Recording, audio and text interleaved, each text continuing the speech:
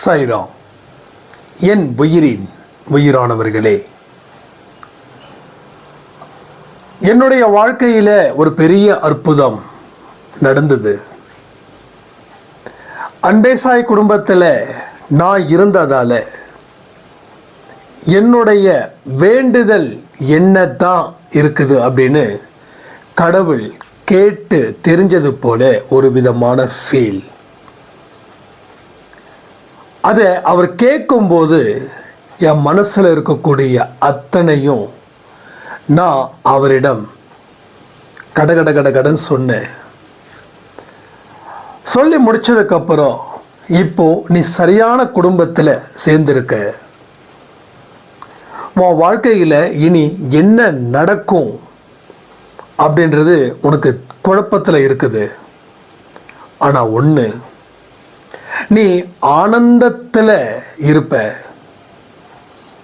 இனி உன்னோட வாழ்க்கையில் உனக்கு வரக்கூடிய துன்பமாக இருக்கட்டும் இன்பமாக இருக்கட்டும், என்னுடைய அனுமதி இன்றி உனக்கு வந்து சேராது அப்படின்ற வார்த்தையை நம்பு அப்படின்னு சொல்லி முடித்த உடனே அந்த கனவு கலைஞ்சிடுச்சு நம்ம அன்பே சாய் குடும்பத்தில் இருக்கிற ஒரு சாய்ராமுக்கு.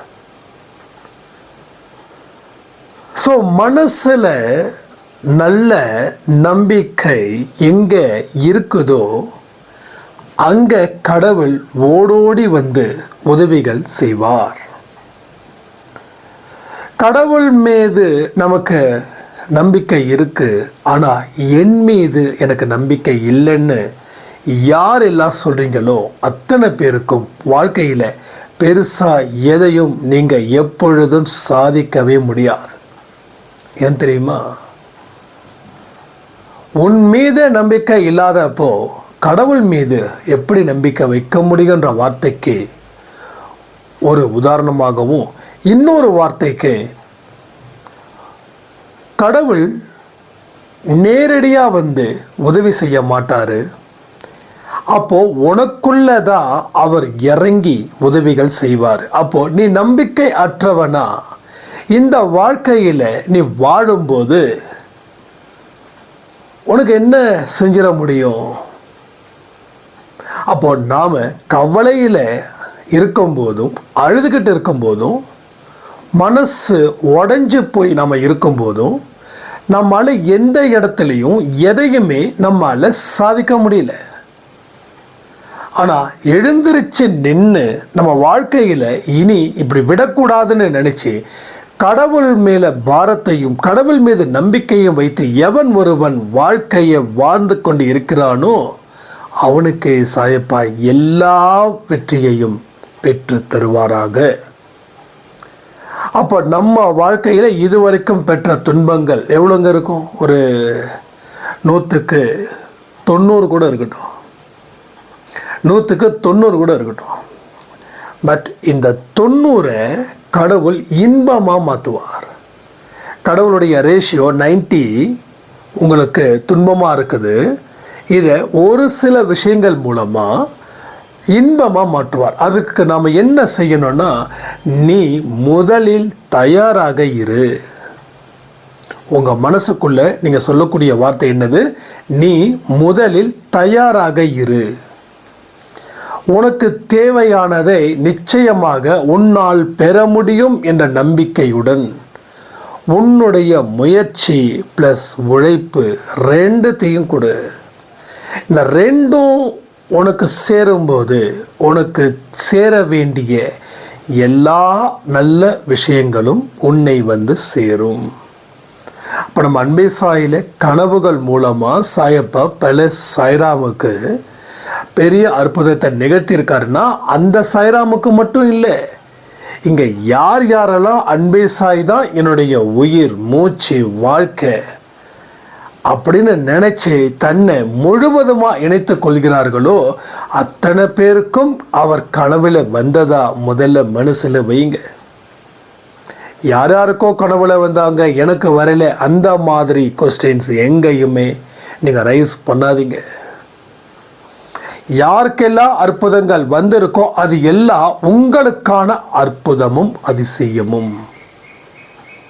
நம்ம அன்பே சாயில் ராஜேஷ் ஒரு சாயிராமுங்க, அவங்க கள்ளக்குறிச்சியில் இருக்காங்க. அவங்களுக்கு ரொம்ப நாள் கஷ்டம் என்னென்னா, நமக்கு மிராக்கள் நடக்கலை, நிறைய பேருக்கு மிராக்கள் நடந்திருக்குது, நிறைய விஷயங்கள் சொல்கிறாங்க செய்கிறாங்க. பட் இந்த ஏழை கிட்ட ஒரு அற்புதத்தையும் அவர் நிகழ்த்தலையே அப்படின்னு சொல்லி ஃபீல் பண்ணும்போது நாம் ஒரு பதிவு சொல்லியிருந்தோமா, மற்றவங்களுக்கு வந்த அதிசயமும் உங்களுக்கு வந்ததாக நினைத்து வாழுங்கள்னு. அப்போது நம்ம சில மிராக்கில் அவங்களுக்கு ஷேர் பண்ணும்போது, அதாவது ஆடியோ மூலமாக வீடியோ மூலமாக கொடுக்கும்போது, எனக்கு வந்ததாக நினச்சி அவங்க சாய்ப்பாக்கிட்ட உதியை தண்ணியில் மிக்ஸ் பண்ணி அவங்க குடித்த அடுத்த சில வாரத்தில் அவங்க என்ன எதிர்பார்த்தாங்களோ அது A to Z அவங்களுக்கு கிடைச்சது, சிந்தாமல் சிதறாமல் அப்படின்னாங்க. So this is a fact, ரைட்டா? ஏன்னா கடவுளை தேடும் உள்ளம் பொறாமையினால் இருக்கக்கூடாது. கடவுளை தேடும் உள்ளம் துன்பத்தினால் துவண்டு விடக்கூடாது. கடவுளை தேடும் உள்ளம் பிறருக்கு நல்லதை மட்டும் செய்யணும். கடவுளை தேடுகிற உள்ளம் எந்த இடத்திலும் அமைதியாகவோ சோம்பேறித்தனமாகவோ இருக்காது, இருக்கவும் கூடாது.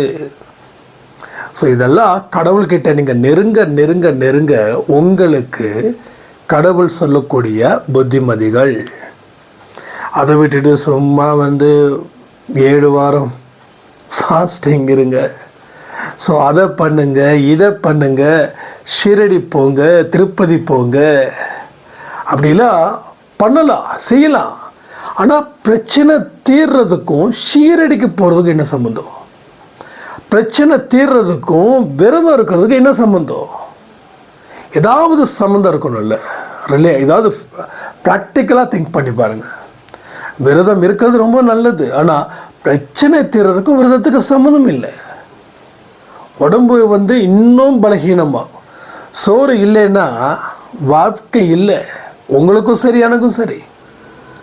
நாம் காத்த உணவாக நினச்சி சாப்பிட்ற அளவுக்கு நாம் இன்னும் அதுக்கு தயாராகலை.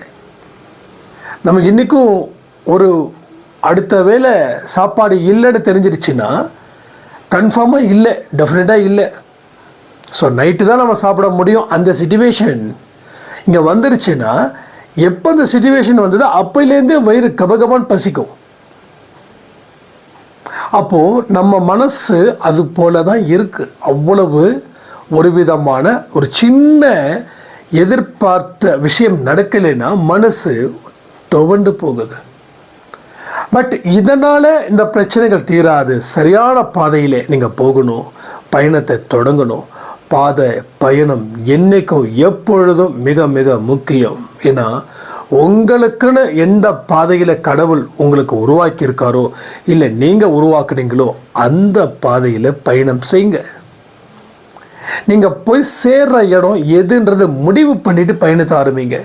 போகும்போது பார்த்துக்கலாம், பிரச்சனை இல்லை, என்னம்மால சமாளிக்க முடியும், இந்த மாதிரி தாட் ஆஃப் ப்ராசஸிங்கில் நீங்கள் போனீங்க அப்படின்னா டெஃபினட்டாக நீங்கள் பெரிய ஒரு கண்டத்தில் பெரிய ஆபத்தில் நீங்கள் சிக்குவீங்க. இது 100% உண்மை. பைபிள்லேயோ சம்திங் அந்த குரான்லேயோ எந்த ஒரு விஷயத்தை நீ செய்தாலும் அதனுடைய முடிவு எப்படி இருக்கும் அப்படின்றத நினச்சி நீ முடிவு பண்ணு, செயல்படு. அது முடிவு தவறாக இருந்துச்சுன்னா அதை விட்டு ஒதுங்கி வா. நம்ம நிஜமாக அப்படியா இருக்கோம்? நல்லா யோசிச்சு பாருங்க. இந்த விஷயம் செய்தால் தப்புன்னு நமக்கு தெரியும், உழைக்காமல் இருந்தால் தப்புன்னு நமக்கு தெரியும். அது எங்கே போய் முடியும்? மற்றவங்க கிட்ட கையேந்தும் நிலையை கொண்டு போய் உருவாக்குன்னு தெரியும். பட் ஆனாலும் நான் உழைக்க மாட்டேன். ஸோ எத்தனை நாள் தள்ளி போடணுமோ அத்தனை நாள் தள்ளி போடலாம், அதுக்கு பின்னாடி பார்த்துக்கலாம். இன்னைக்கு நான் ஹாப்பியாக இருக்கேனா, ரைட். அப்போ நாம் இந்த மாதிரியான ஆட்டிடியூட்ஸில் நம்ம இருக்கும்போது நமக்கு என்ன நடக்கும்? ஸோ ஆபத்து தானே கிடைக்கும். அதே போல தான் துன்பங்கள் கவலைகள் இருக்கிறதால நம்ம வாழ்க்கையில் எதையுமே ஆரோக்கியமாக செய்ய முடியாதுன்னு தெரிஞ்சும் அந்த முடிவு நமக்கு முன்னாடியே தெரிஞ்சிருந்தோம் நாம் என்ன பண்ணுவோம், துன்பம் இருக்குது, கவலை இருக்குது, அதனால் என்னால் எந்த மூமெண்ட்டும் பண்ண முடியல, எந்த ப்ராசஸ் பண்ண முடியல, சாயப்பாதான் என்னை காப்பாற்றணும், அந்த மாதிரி சில வார்த்தைகளை நம்ம சொல்லி சொல்லி சொல்லி நாம் நம்மளை சோம்பேறி ஆக்கிக்கிட்டோங்க. நாம் எதுக்குமே பிரயோஜனம் இல்லாத மனுஷன்னு நீங்கள் நினச்சிங்கன்னா நீங்கள் பெரிய தப்பு பண்ணுறீங்கன்னு அர்த்தம். நம்ம எல்லாத்துக்கும் பிரயோஜனமானவன். எனக்கு நான் உதவி செய்யும்போது பிறருக்கு என்னால் உதவி செய்ய முடியும்னு நினச்சி ஒரு வைராக்கியத்தை மட்டும் சும்மா கொளுத்தி போடுங்க உங்கள் வாழ்க்கையில். சும்மா தினந்தோறும் தீபாவளி தான், வான வேடிக்கை தான், பட்டாசுக்கள் தான் வெடிக்கும். ஸோ உங்களுடைய வெற்றி சத்தத்தை கேட்க உங்கள் உறவுகள் காத்து கொண்டு இருக்கிறது. ஆனால் நீங்கள் அந்த வெற்றி சத்தம் வேண்டாம், இந்த அழுகை சத்தம்தான் எல்லாருக்கிட்டையும் கேட்கணும்னு நீங்கள் முடிவு பண்ணிட்டீங்கன்னா உங்கள் வாழ்க்கையில் உங்களை விட ஒரு தோல்வியாளரை, தலை சிறந்த தோல்வியாளரை எங்கேயும் எப்பொழுதும் பார்க்கவே முடியாது. நீங்களே முன் உதாரணமாக இருப்பீங்க. உங்கள் குடும்பத்தில் என்ன தெரியுமா சொல்லுவாங்க, யார் மாதிரி வேணாலும் இரு, ஆனால் இவங்கள மாதிரி இருக்கிறாதுன்னு உங்களே சொல்லுவாங்க. இந்த நிலை வேணுமா? இல்லை, கமெண்ட் பண்ணுங்கள். இல்லை, இவரை மாதிரி தான் இருக்கணும் அப்படின்னு அந்த நிலையை நீங்கள் உருவாக்கணுமா? Which one is best? நீங்களே கமெண்ட் பண்ணுங்கள். ஸோ இந்த உலகம் சரியான வெற்றியாளரை தான் சூஸ் பண்ணுது. வெற்றியாளர் என்ன சொல்லுறானோ அதை மட்டும்தான் இந்த உலகம் கேட்கும். நான் பல தோல்விகளை பார்த்தவன் பல வருஷத்துக்கு முன்னாடி. அப்போ நான் என்ன சொன்னாலும் என் நிழல் கூட கேட்காது. ஆனால் வெற்றி அடைஞ்சதுக்கப்புறம் நான் என்ன சொன்னாலும் 1-2 பேராவது கேட்பாங்க. கேட்குறீங்கல்ல? அது மாதிரி எனக்கு என்ன ஒரே ஒரு விஷயம்னா, இந்த அன்பே சாய் குடும்பத்தில் நான் எப்படி உருவாகியிருக்கேனோ அதை விட நீங்கள் கடவுள் சத்தியமாக சொல்கிறேன், உங்கள் மேலே ப்ராமிஸ் 100% நீங்கள் 100 மடங்கு நீங்கள் சிறந்த வெற்றியாளனாக மாறணும்.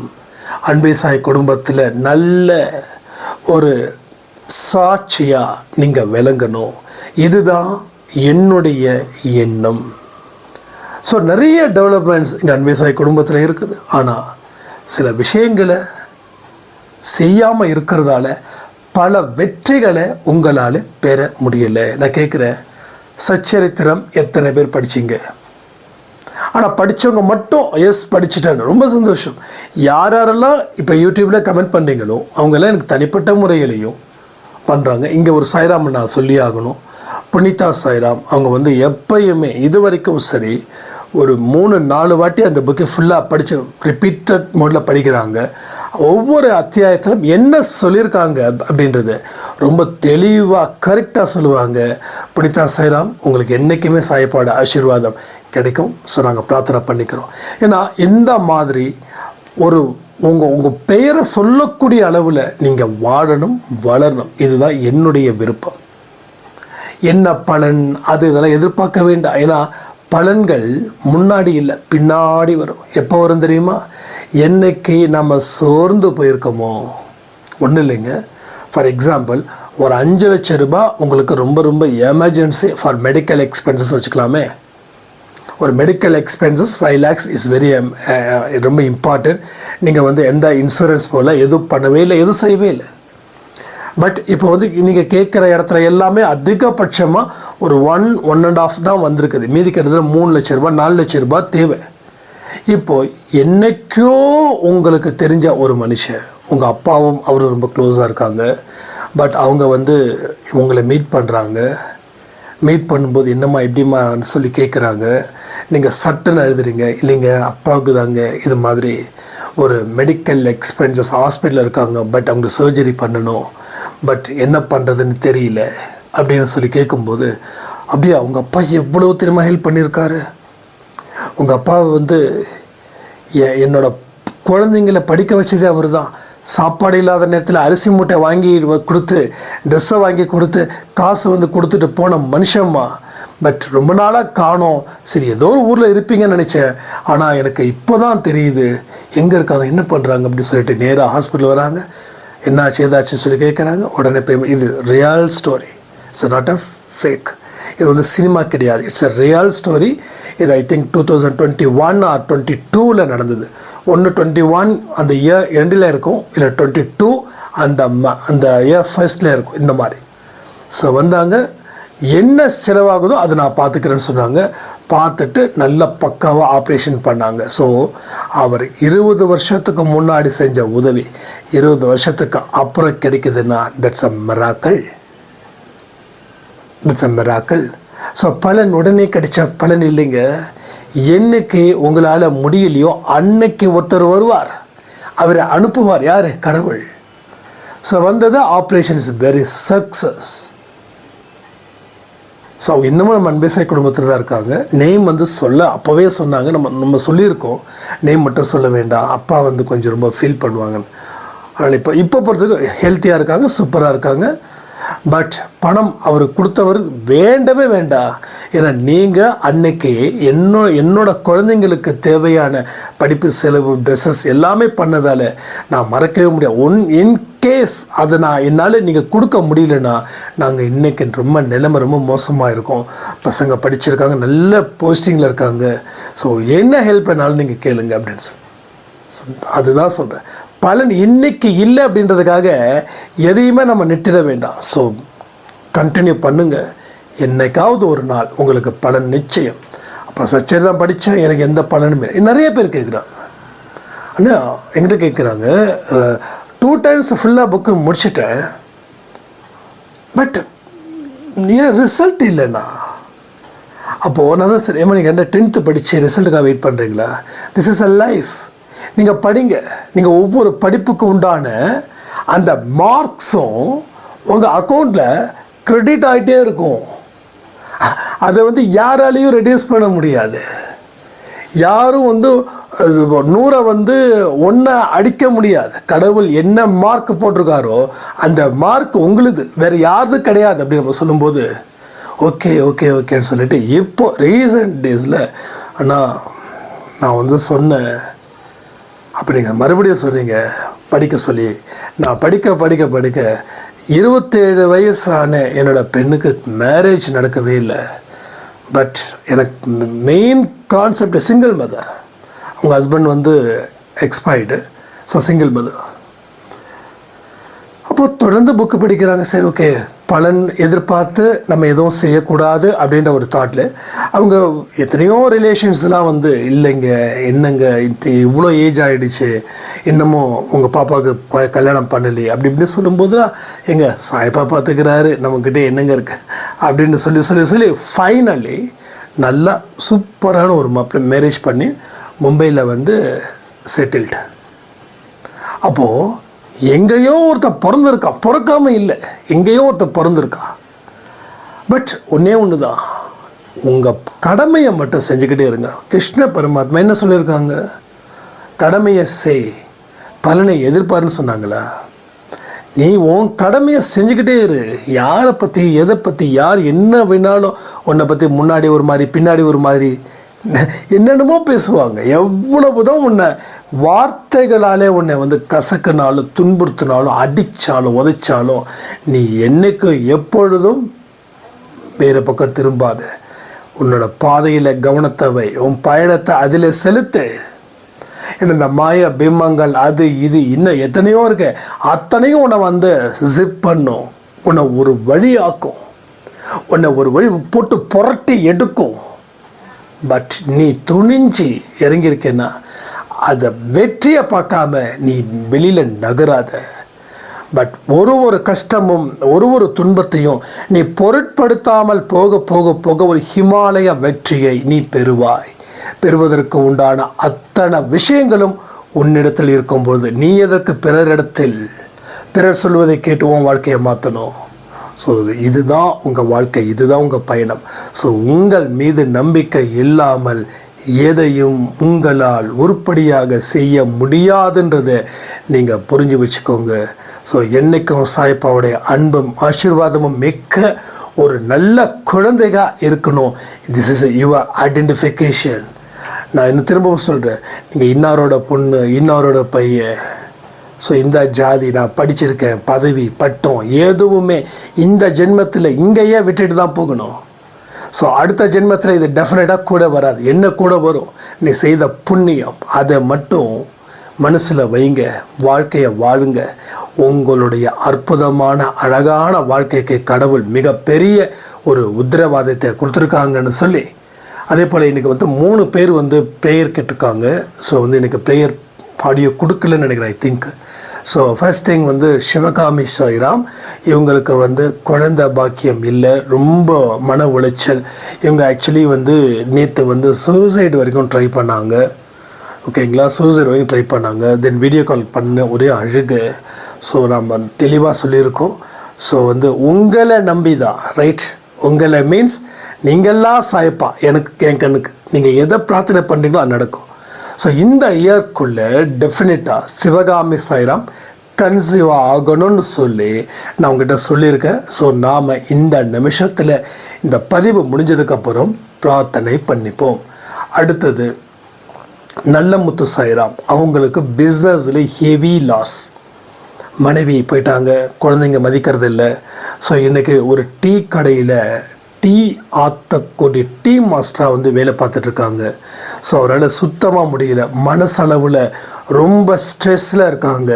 பட் அவங்களுக்கு மீண்டும் ஒரு வியாபாரத்தை கடவுள் அமைத்து தந்து அவங்க குடும்பத்தை திரும்பவும் சேர்க்கணும் அப்படின்னு சொல்லி நல்லமுத்து சாய்ராம் சொல்லியிருக்காங்க. ஸோ நல்லமுத்து சாய்ராம், நீங்கள் சொன்னீங்க, நான் ப்ரேயர் வச்சுருக்கேன். பட் ஒரு விஷயத்தை மட்டும் புரிஞ்சுக்கோங்க, எந்த வேலையும் மோசமான வேலை இல்லை.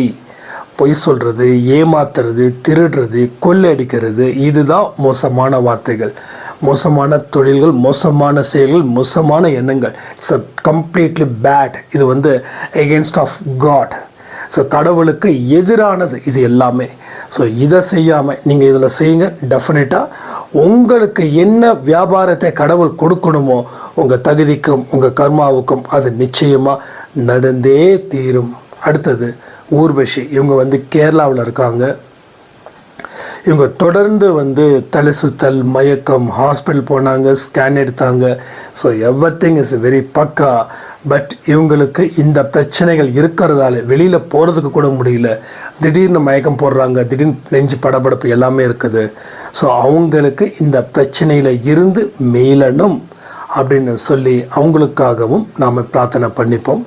ஸோ இன்றைக்கி நாம் பிரார்த்தனை செய்தவர்களுக்கு நிச்சயமாக அவங்களுக்கு நல்ல ஒரு வாழ்க்கையை சாய்ப்பா கொடுக்கணும்னு சொல்லி, ஸோ திரும்பவும் சொல்கிறேங்க, சச்சரித்திரம், ஆரத்தி, மெடிடேஷன் இதை செய்யுங்க. சாய்ப்பாவுடைய செல்ல பிள்ளைகளாக மாறி வாழ்க்கையில் வாழுங்கள், நம்பிக்கையோடு இருங்க. என்னைக்கோ நம்ம அன்பே சாய் குடும்பம் இருக்குதுன்னு சொல்லி ஒவ்வொரு பதிவுகளையும் ஆழ் மனதில் பதிவிடணும்னு சொல்லி தான் அடிக்கடி நம்ம வீடியோவும் கொடுக்குறோம். ஸோ அதனால் வீடியோ முடிஞ்ச அளவுக்கு நான் ட்ரை பண்ணுறேன். ஸோ டெஃபினட்டாக கொடுப்பேன்.